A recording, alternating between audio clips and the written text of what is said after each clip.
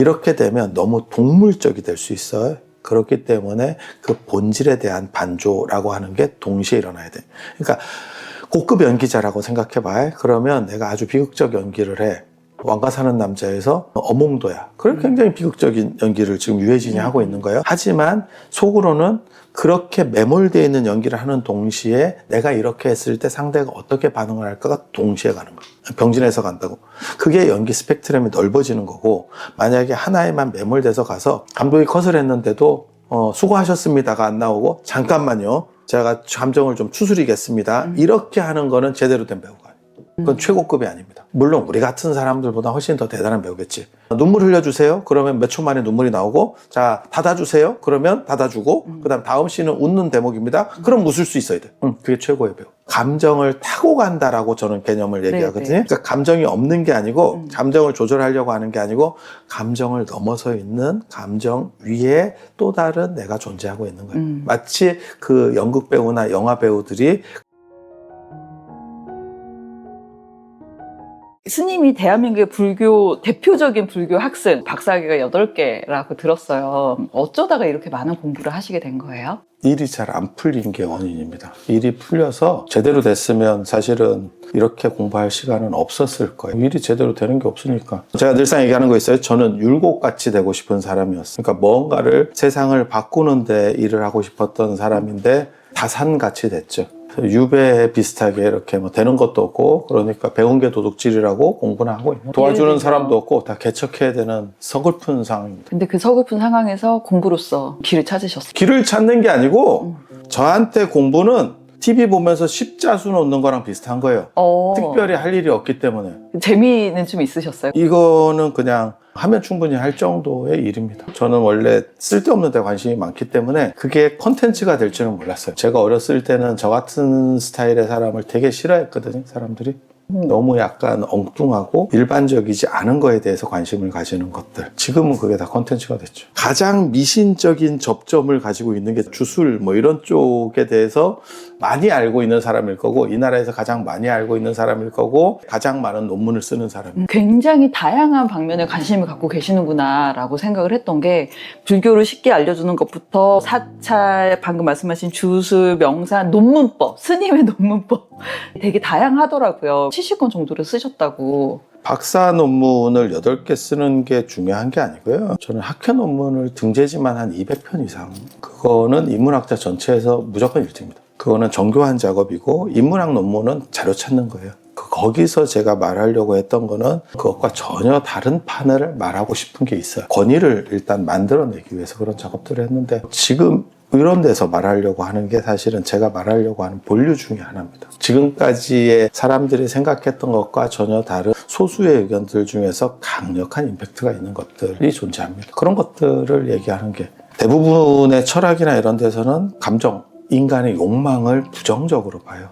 그리고 그것을 이기는 것이, 유교식으로 얘기하면 극기복리의 위인이라고 하는 거고, 나를 이기고 그 다음에 예로 돌아가는 것이, 그것이 인이 되는 거다라고 얘기하는 거고, 성리학적으로 얘기하면 존철리거 인욕이라고 완전함을 보존하고 인욕을 제거하는 것이 성인이 되는 것이다. 그건 불교도 비슷한 얘기를 해요. 계율적인 부분에서 상당 부분이, 명상적인 부분의 상당 부분이 인욕에 대한, 그 감정에 대한 부정이에요. 그것과 다른 철학 체계가 존재하고, 그것이 엄청난 설득력을 가지고 현실적이라고 생각을 합니다. 그리고 그것에 대해서 제대로 주목한 사람이 그렇게 많지 않아요. 그런데 현대에는 그게 맞다라고 생각합니다. 대진이라고 하는 사람, 저는 대진 얘기 되게 좋아하는데, 대진이 뭐라 그랬냐면, 일종의 도덕군자 같이 사는 것은 성인이 나에게 가르쳐 준 것이고, 인욕적인 것, 가장 대표적인 게 식색이에요. 그러니까 먹는 것, 성적인 부분, 이런 것들은 하늘이 나에게 부여한 것이다. 나는 성인을 따르지 않고 하늘에 따르겠다. 바꿔 말하면 이게 인욕긍정론과 관련돼서 되게 중요한 얘기인데, 유전하고도 관련되는 거예요. DNA에 내포된 것들이 사실은 하늘이 나에게 부여한 거하고 비슷한 개념들이에요. 그것을 거스르고 그것을 부정하려고 하는 노력들이 정상화될 수 있느냐? 왜? 수많은 세대에 걸쳐서 사실은 그런 것과 반대되는 쪽으로다가 유전이 내려왔는데, 우리는 그렇게 진화해 왔는데, 그것을 한 세대 만에 거슬러서 무엇을 만들 수 있다는 것이 실제할 수 있는 개념이냐에 대해서는 사실은 생각을 많이 해봐야 돼요. 그들은 과연 됐느냐에 대해서 생각을 해봐야 되고, 왜 그것이 부정적이어야 되느냐에 대해서 생각을 해봐야 돼요. 굳이 부정할 필요가 없어요. 우리는 그렇게 살아왔던 거예요. 리처드 도긴슨의 그 이기적 유전자처럼 사람이 이타성을 발휘하는 거는 이기성의 또 다른 면모일 수 있는 거지, 이타성이 정해져 있고 그것이 세팅 값으로 나왔다라고 말하기가 굉장히 어려운 거예요. 그리고 그런 철학이 동아시아에 있다는 거예요. 이게 가능하면 우리가 죄악이라고 생각하는 것들에 대해서 새로운 개념 규정을 할 수가 있어요. 훨씬 자유롭고 열리고 그 다음에 규정되지 않은 가능성의 철학 시대가 열릴 수 있는 거예요. 지금 현대사회에서 이렇게 빠르게 변화하는 관점들 속에서 철학이 나아가야 될 해법 중에 하나라고 생각을 해요.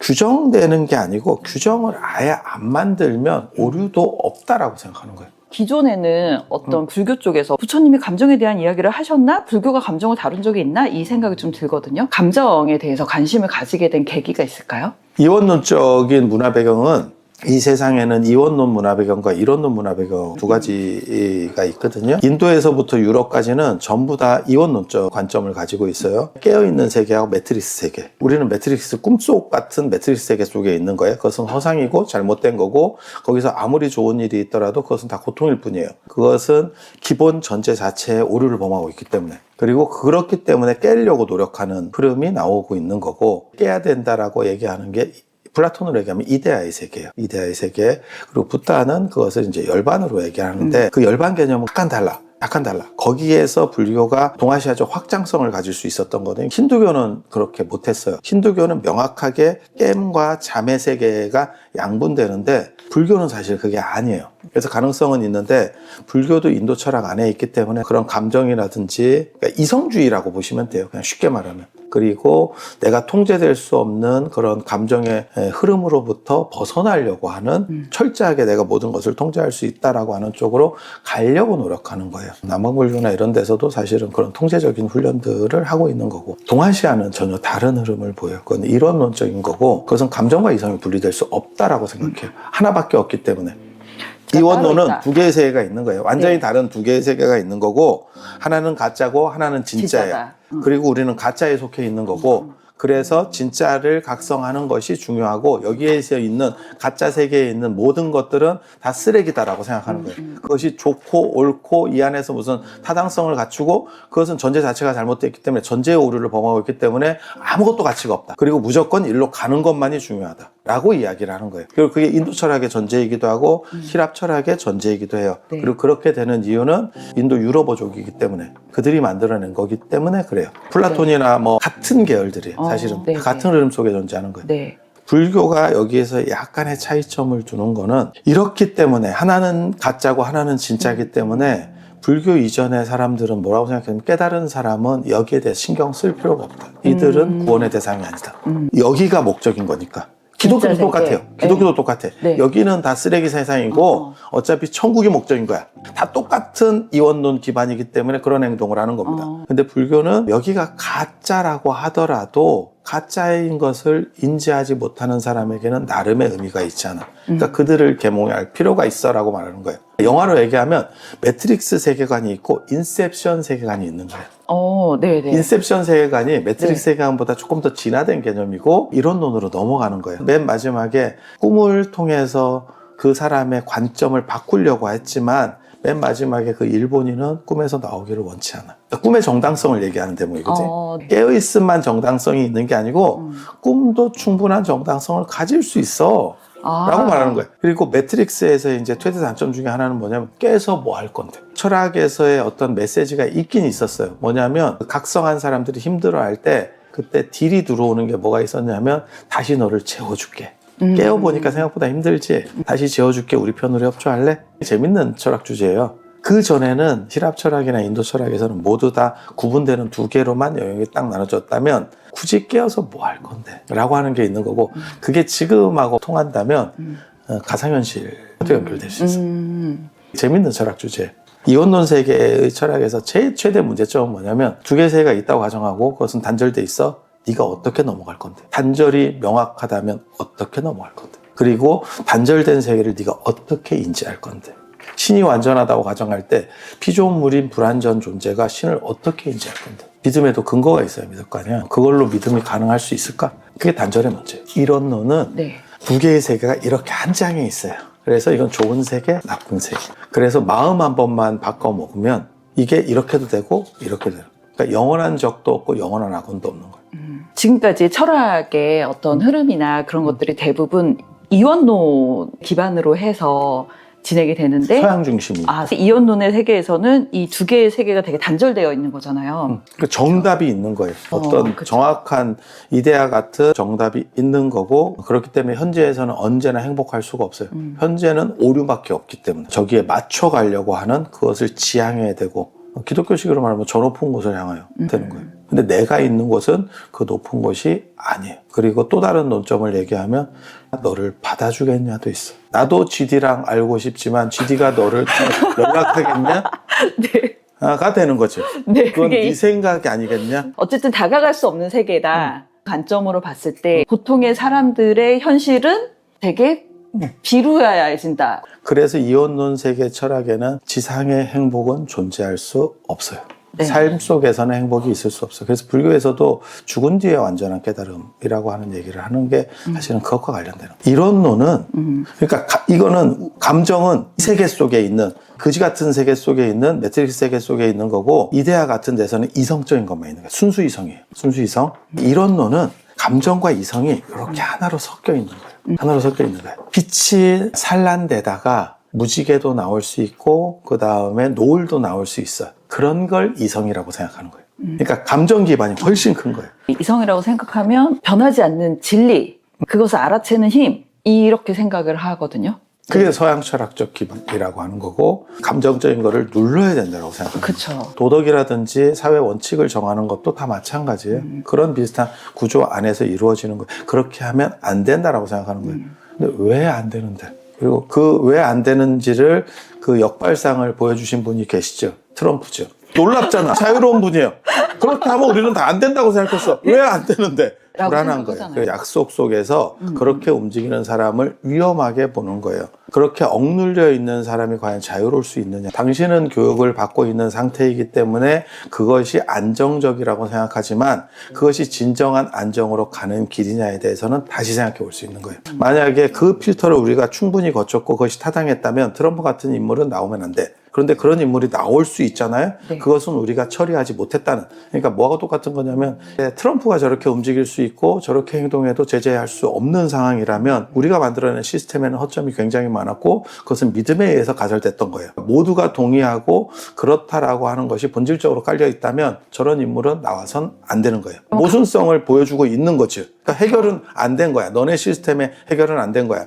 그런데 그것을 인간에게 대입했을 때 인간도 계속 그런 식으로 생각을 하고 있는데 너는 해결되겠냐를 물어보고 싶은 거예요. 묘하게 나름 설득력이 있죠.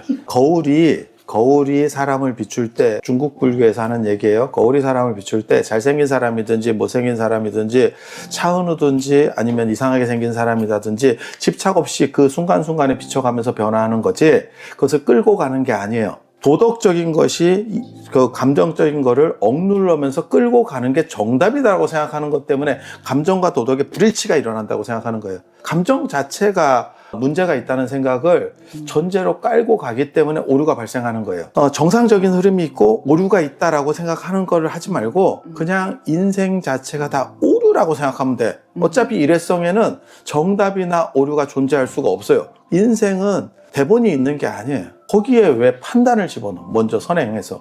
그리고 그 판단에 맞추려고 하다 보니까 허덕임이 존재하는 거고. 그래서 감정이 있으면 감정을 표현해도 관계가 없다고 생각해요. 그러니까 제가 생각하는 도덕적 원칙은 뭐냐면 다른 사람에게 크게 피해 주지만 않으면 그리고 다른 사람에게 피해를 줬다고 네가 인지한다면 그 사람에게 피해 줬을 때하고 비슷한 조건에서 사과해라.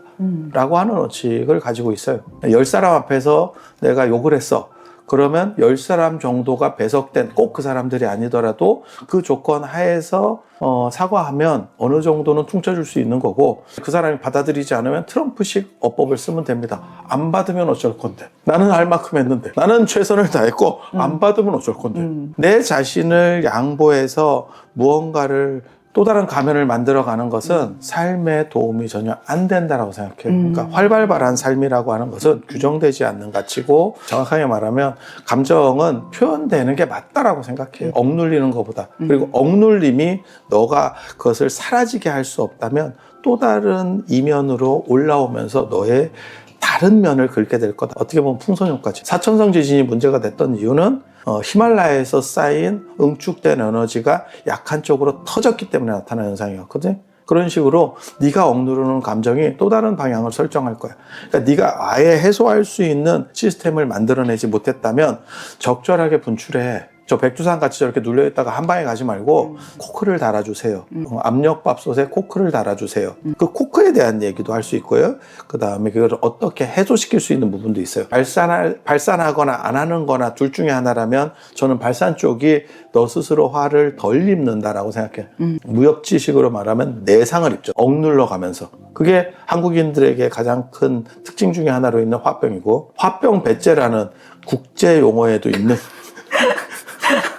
화병 이렇게 배째라 다 나옵니다. 그냥 한글입니다. 한글. 그게 참음의 문화에서 존재하는 거고 굳이 그렇게 살 필요가 있느냐? 너는 어차피 일회성으로 살고 너 자신을 구현하기 위해서 태어난 사람이야 라고 하면 그거보다는 차라리 욕을 좀 먹는 게 낫겠지 라고 생각할 수 있는 거예요. 그렇게 그것이 바람직하지 않기 때문에 압력밥솥에 코크를 다는 방식도 있고 그것도 얘기를 해줄 수 있고 그 다음에 완전 해소도 가능해요. 근데 완전 해소를 하게 되면, 그러니까 명상이나 뭐 이런 걸 해서 완전 해소를 하게 되면 삶이 재밌겠냐? 삶은 오류가 있으면서 재밌는 거지. 우리가 바다를 보고 계곡을 보는 것도 완전 거울 같아서 보는 게 아니에요. 변화가 있기 때문에. 자연이 질리지 않는 것은 잠시도 멈추어져 있지 않기 때문이에요. 멋있지 않아? 기존에 듣던 사람들하고 많이 다르지? 새로운 철학이야 이거. 감정을 아는 것이 그 자신이 원하는 삶을 사는데 굉장히 큰 도움이 되나요? 그렇죠. 왜냐하면 제가 그런 얘기를 해요. 감정을 정리하는 게 정답이라면, 그것을 없애는 것이 정답이라면 동물이 더 가까워요. 동물은 기본적인 것만 만족되면 훨씬 더 감정적으로 안정되어 있습니다. 그리고 무생물이 더 가까워요. 무생물은 감정이라고 할 만한 게 없어요. 이성과 감정을 다 초월해 있잖아요. 그런데 인간은 어떻게 나왔느냐? 그 무생물에서 수십억 년에 걸쳐서 지금같이 감정적으로 진화된 거예요. 그런데 왜 이것을 없애려고 해? 이게 인류의 특이점에서 가장 중요한 장점이다라고 생각을 해야지 이것을 왜 통제하고 없애려고 하는지를 모르겠어요. 그러니까 발상 자체가 전혀 잘못됐다. 그리고 그것은 극복될 수 없는 발상이에요. 수십억 년 지나한 거를 내가 손가락이 5개인 거를 손가락이 5개인 게 부끄러워. 그렇게 해서 이거 하나를 없애려고 한다라고 하는 것은 무의미한 거죠. 그게 되겠어요? 한 생만에 노력해서? 그러니까 계속 충돌하면서 그나마 있던 에너지까지 다 소진하고 그냥 비극적으로 죽어가는 거예요. 세상만 한탄하면서. 되는 게 없어. 마치 감정을 알아야 한다라고 할 때는 이거를 알아서 내가 감정을 잘 다룰 수 있게 해야지 라는 생각이 좀 들어요. 감정을 알아야 하는 이유라고 생각할 때는. 감정을 그거는 통제하려고 하는 거고 그건 이성주의하고 똑같은 사고방식이고, 감정이라고 하는 거는 뭐냐면 감정이 일어날 때 그 감정과 그러니까 순수하게 하나 되는 거야. 아까 거울이 직자적으로 비추듯이. 네네. 그렇지만 여기서 룰은 뭐냐면 그 다음 상황이 발생했을 때 그것을 빨리빨리 변화시켜서 놓아줄 수 있어야 돼. 그러니까 감정에 매몰되기 때문에 문제 된다라고 생각하는 거예요. 그러면 그런 건가요? 감정을 느끼는 거는 온전히 느끼되 그것을 행동으로 바로 연결하는 건 또 다른 문제잖아요. 감정이 한 번 왔을 때 한 번 오고 나니까 아무리 많은 파도가 치고 힘든 게 있어도 바다는 바다일 뿐이에요. 그러니까 바다의 인식이라는 게 하나가 있는 거고, 그러니까 감정은 그 위에서 움직이는 거고, 파도고. 그러면 그것이 아무 의미가 없느냐? 파도가 있어서 바다는 즐거운 거예요. 네. 대긍정이네요. 그러니까 감정 자체를, 그런 걸 보고 승화라고 합니다. 그러니까 에너지를 없애는 게 아니고 에너지를 승화해 가는 거예요.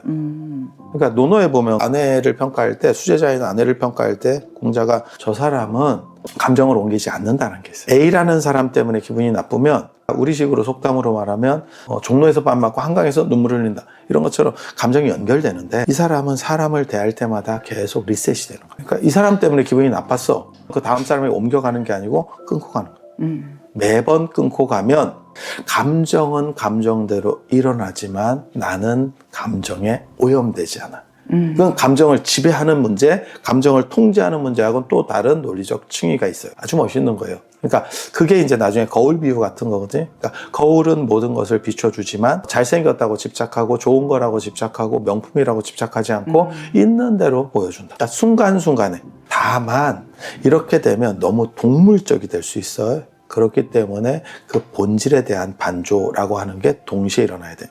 그러니까 고급 연기자라고 생각해봐. 그러면 내가 아주 비극적 연기를 해. 왕가 사는 남자에서 어몽도야. 그래 굉장히 비극적인 연기를 지금 유해진이 하고 있는 거예요. 하지만 속으로는 그렇게 매몰되어 있는 연기를 하는 동시에 내가 이렇게 했을 때 상대가 어떻게 반응을 할까가 동시에 가는 거예요. 병진해서 간다고. 그게 연기 스펙트럼이 넓어지는 거고, 만약에 하나에만 매몰돼서 가서 감독이 컷을 했는데도 수고하셨습니다가 안 나오고 잠깐만요, 제가 감정을 좀 추스리겠습니다, 이렇게 하는 거는 제대로 된 배우가 아니에요. 그건 최고급이 아닙니다. 물론 우리 같은 사람들보다 훨씬 더 대단한 배우겠지. 눈물 흘려주세요. 그러면 몇 초 만에 눈물이 나오고, 자 닫아주세요. 그러면 닫아주고, 그다음 다음 씬은 웃는 대목입니다. 그럼 웃을 수 있어야 돼. 그게 최고의 배우. 감정을 타고 간다라고 저는 개념을 얘기하거든요. 그러니까 감정이 없는 게 아니고, 감정을 조절하려고 하는 게 아니고, 감정을 넘어서 있는 감정 위에 또 다른 내가 존재하고 있는 거예요. 마치 그 연극 배우나 영화 배우들이 그렇게 행동하듯이. 파도를 타는 서퍼 모습 같은 형태로. 저도 그런 얘기 많이 해요. 모든 파도는 단 한 번도 동일한 에너지를 가졌던 적이 없을 거예요. 지구의 자전과 공전, 달의 자전과 공전의 힘에 의해서 계속 변동하기 때문에, 그리고 그것을 파도를 타는 사람은 그것을 즉각적으로 반응해서 그것을 재미로 느끼지 충돌하려고 하는 게 아니에요. 그러니까 법칙이 대입되는 게 아니에요. 법칙이 대입되면 충돌하면서 결국 무너질 겁니다. 순간적으로 계속 움직이는 거예요. 그게 감정을 타고 가는 거예요. 그러니까 감정이 잃어도 감정이 나를 장애할 수 없다라고 하는. 그러면 모든 감정은 긍정될 수 있어. 그러니까 나는 내가 이렇게 생각하는 게 굉장히 죄스러운 것 같아. 그건 네가 잘못 교육받아서 그래. 잘못 교육받은 데 세뇌돼서 네가 스스로 판단하지 않아도 될 부분을 판단하고 있는 거야.